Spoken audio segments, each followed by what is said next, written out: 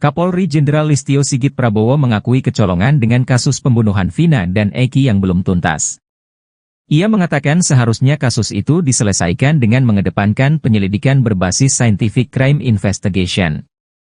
Namun, kenyataannya, polisi tak memakai model itu karena sejak awal bukti-bukti terkait kasus tersebut minim. Sejauh ini, bukti yang ada hanya berdasarkan keterangan para saksi. Pada kasus pembunuhan Vina dan Eki, pembuktian awal tidak didukung dengan scientific crime investigation, kata Listio lewat amanatnya yang dibacakan Wakapolri Komjen Agus Andrianto di hadapan wisudawan STIK PT IKA, Kamis, 20 Juni 2024. Pembuktian awal kasus yang tak mengedepankan scientific crime investigation itu menimbulkan persepsi negatif di masyarakat. Terdakwa mengaku diintimidasi, korban salah tangkap, dan penghapusan 2 DPO yang dianggap tidak profesional, ucapnya. Kemudian, Listio mengingatkan para penyidik untuk mengedepankan hal tersebut saat menangani suatu perkara. Menjadi penyidik yang profesional dan terhindar dari perbuatan menyimpang, mengedepankan scientific crime investigation, tuturnya. Listio juga mengingatkan kepada penyidik untuk melakukan penegakan hukum secara transparan serta dapat dipertanggungjawabkan melalui penyidikan berdasarkan scientific crime investigation guna mengungkap suatu perkara. Hindari pengambilan kesimpulan penanganan perkara secara terburu-buru, sebelum seluruh bukti dan fakta lengkap dikumpulkan yang tentunya melibatkan ahli pada bidangnya, terangnya. Pegi Setiawan dijerat pasal pembunuhan berencana di kasus Vina Cirebon, terancam hukum mati. Penyidik di Treskrimum Polda Jabar telah melimpahkan berkas perkara tahap 1 untuk tersangka Pegi Setiawan alias Perong ke Kejaksaan Tinggi, Kejati, Jabar. Pelimpahan berkas perkara itu dilakukan pada Kamis, 20 Juni 2024. Penyidik hanya melimpahkan 1 berkas tebal berjilid merah. Berkas tersebut diterima oleh petugas Kejati Bagian Pelayanan Terpadu 1 Pintu, PTSP. Dirkrimum Polda Jabar, Kombes Pol Surawan mengatakan, dalam berkas tersebut Pegi dijerat dengan pasal 340. Sama dengan yang dulu, pasalnya, ujar Surawan, Jumat, 21 Juni 2024. Sementara itu, saat ungkap kasus polisi menjelaskan bahwa tersangka kasus pembunuhan Vina dan Rizky alias Eki di Cirebon pada 2016 itu dijerat Undang-Undang Pasal 340 KUH Pidana Jo Pasal 55 Ayat 1, Pertama KUH Pidana dan Pasal 81 Ayat 1, URI Nomor 35 Tahun 2014 tentang perubahan atas URI Nomor 23 Tahun 2002 tentang Perlindungan Anak Jo Pasal 55 Ayat 1.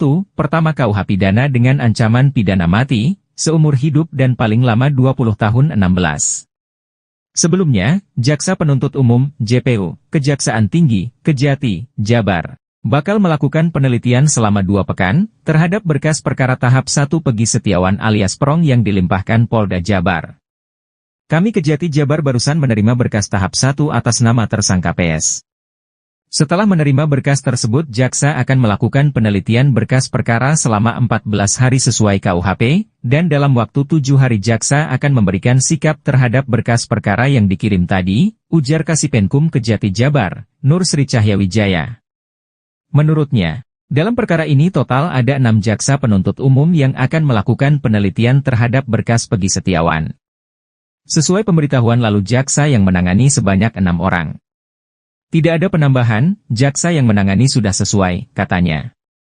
Setelah dilakukan penelitian, kata dia, jaksa penuntut umum akan menentukan sikap apakah berkas tersebut sudah lengkap atau harus dilengkapi oleh penyidik di Treskrimum Polda Jabar. Kalau pendapat jaksa peneliti bahwa belum lengkap, akan diberitahukan kepada teman-teman penyidik. Kalau lengkap kami terbitkan P21 dan kita akan menerima tersangka dan barang bukti, ucapnya.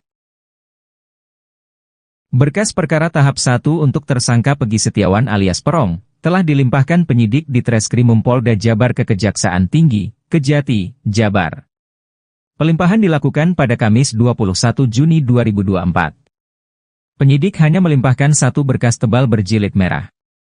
Berkas tersebut diterima oleh petugas Kejati Bagian Pelayanan Terpadu 1 Pintu, PTSP. Dirkrimum Polda Jabar, Kombes Pol Surawan mengatakan, dalam berkas tersebut Pegi dijerat dengan pasal 340.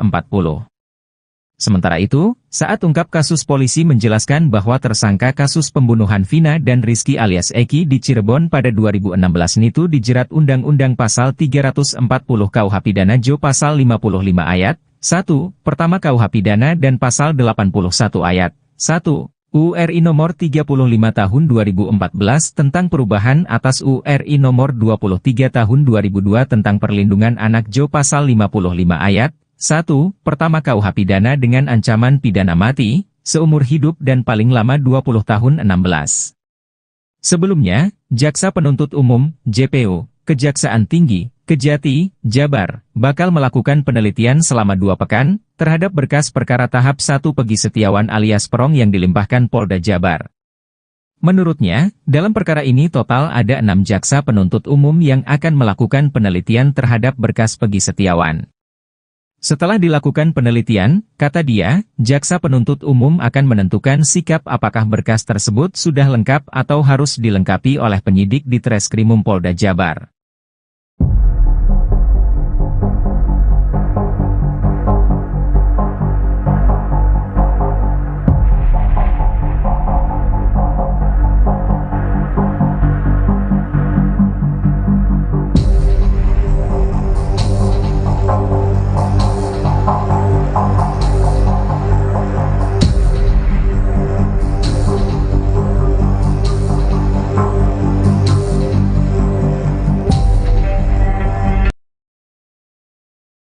Ternyata ada perbedaan antara kesaksian Ibtu Rudiana dengan hasil visum terhadap korban kasus Vina Cirebon.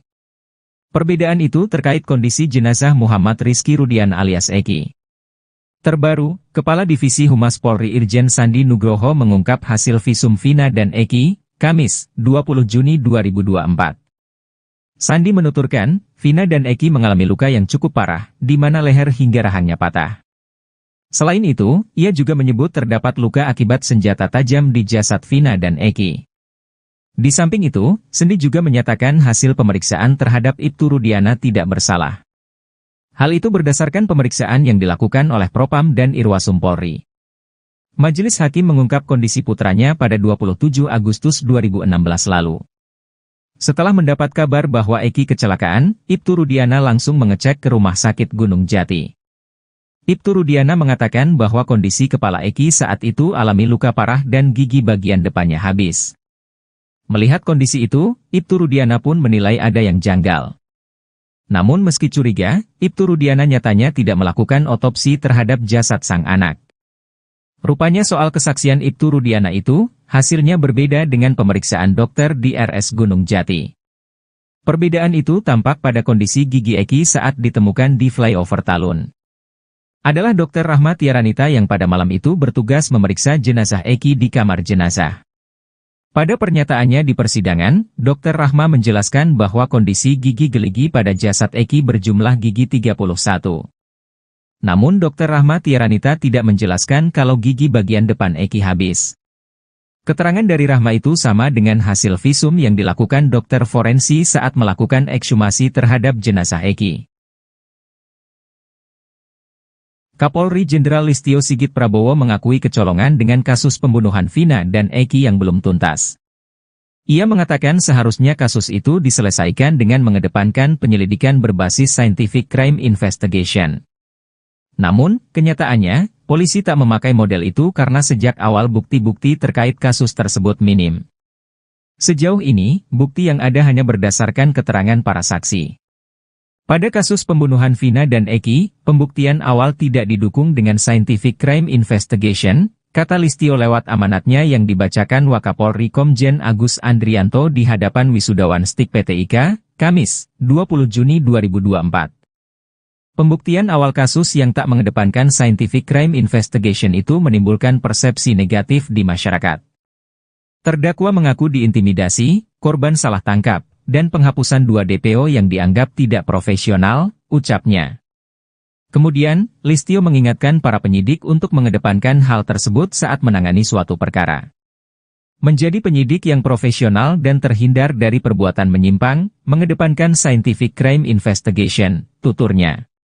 Listio juga mengingatkan kepada penyidik untuk melakukan penegakan hukum secara transparan serta dapat dipertanggungjawabkan melalui penyidikan berdasarkan scientific crime investigation guna mengungkap suatu perkara.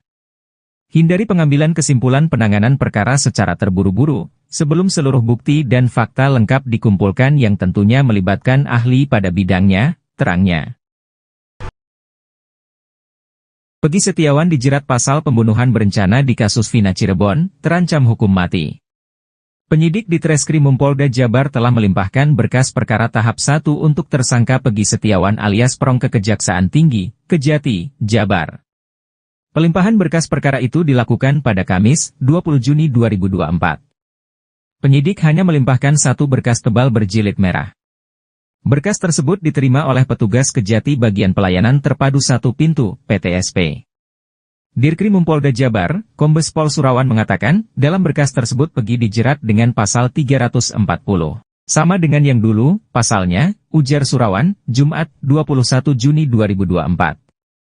Sementara itu, saat ungkap kasus polisi menjelaskan bahwa tersangka kasus pembunuhan Vina dan Rizky alias Eki di Cirebon pada 2016 itu dijerat Undang-Undang Pasal 340 KUH Pidana Jo Pasal 55 Ayat 1, Pertama KUH Pidana dan Pasal 81 Ayat 1, URI Nomor 35 Tahun 2014 tentang perubahan atas URI Nomor 23 Tahun 2002 tentang Perlindungan Anak Jo Pasal 55 Ayat 1. Pertama KUH pidana dengan ancaman pidana mati, seumur hidup dan paling lama 20 tahun 16. Sebelumnya, Jaksa Penuntut Umum, JPU, Kejaksaan Tinggi, Kejati, Jabar, bakal melakukan penelitian selama 2 pekan, terhadap berkas perkara tahap 1 Peggy Setiawan alias Prong yang dilimpahkan Polda Jabar. Kami Kejati Jabar barusan menerima berkas tahap 1 atas nama tersangka PS. Setelah menerima berkas tersebut jaksa akan melakukan penelitian berkas perkara selama 14 hari sesuai KUHP, dan dalam waktu 7 hari jaksa akan memberikan sikap terhadap berkas perkara yang dikirim tadi, ujar Kasipenkum Kejati Jabar, Nur Sri Cahyawijaya. Menurutnya, dalam perkara ini total ada 6 jaksa penuntut umum yang akan melakukan penelitian terhadap berkas Peggy Setiawan. Sesuai pemberitahuan lalu jaksa yang menangani sebanyak 6 orang. Tidak ada penambahan, jaksa yang menangani sudah sesuai, katanya. Setelah dilakukan penelitian, kata dia, jaksa penuntut umum akan menentukan sikap apakah berkas tersebut sudah lengkap atau harus dilengkapi oleh penyidik di Treskrimum Polda Jabar. Kalau pendapat jaksa peneliti bahwa belum lengkap, akan diberitahukan kepada teman-teman penyidik. Kalau lengkap kami terbitkan P21 dan kita akan menerima tersangka dan barang bukti, ucapnya. Berkas perkara tahap 1 untuk tersangka Peggy Setiawan alias Prong, telah dilimpahkan penyidik di Treskrimum Polda Jabar ke Kejaksaan Tinggi, Kejati, Jabar. Pelimpahan dilakukan pada Kamis 21 Juni 2024. Penyidik hanya melimpahkan satu berkas tebal berjilid merah. Berkas tersebut diterima oleh petugas Kejati Bagian Pelayanan Terpadu Satu Pintu, PTSP. Dirkrimum Polda Jabar, Kombes Pol Surawan mengatakan, dalam berkas tersebut Peggy dijerat dengan pasal 340.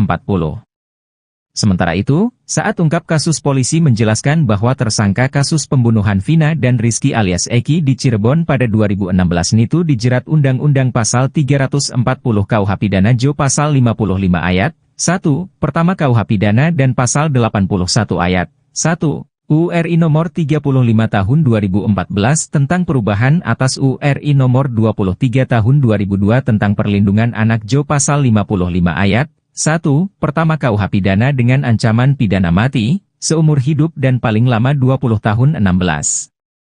Sebelumnya, Jaksa Penuntut Umum, JPU, Kejaksaan Tinggi, Kejati, Jabar, bakal melakukan penelitian selama 2 pekan, terhadap berkas perkara tahap 1 Peggy Setiawan alias Prong yang dilimpahkan Polda Jabar. Menurutnya, dalam perkara ini total ada 6 jaksa penuntut umum yang akan melakukan penelitian terhadap berkas Peggy Setiawan. Setelah dilakukan penelitian, kata dia, jaksa penuntut umum akan menentukan sikap apakah berkas tersebut sudah lengkap atau harus dilengkapi oleh penyidik di Treskrimum Polda Jabar.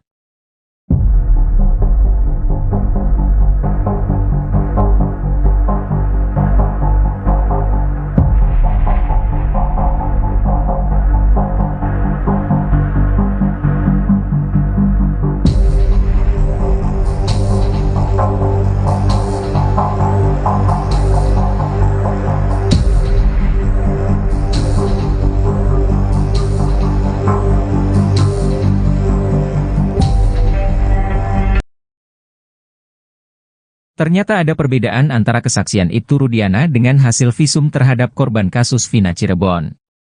Perbedaan itu terkait kondisi jenazah Muhammad Rizky Rudian alias Eki. Terbaru, Kepala Divisi Humas Polri Irjen Sandi Nugroho mengungkap hasil visum Vina dan Eki, Kamis, 20 Juni 2024. Sandi menuturkan, Vina dan Eki mengalami luka yang cukup parah, di mana leher hingga rahangnya patah. Selain itu, ia juga menyebut terdapat luka akibat senjata tajam di jasad Vina dan Eki. Di samping itu, Sandi juga menyatakan hasil pemeriksaan terhadap Ibtu Rudiana tidak bersalah. Hal itu berdasarkan pemeriksaan yang dilakukan oleh Propam dan Irwasum Polri. Majelis Hakim mengungkap kondisi putranya pada 27 Agustus 2016 lalu. Setelah mendapat kabar bahwa Eki kecelakaan, Ibtu Rudiana langsung mengecek ke Rumah Sakit Gunung Jati. Ibtu Rudiana mengatakan bahwa kondisi kepala Eki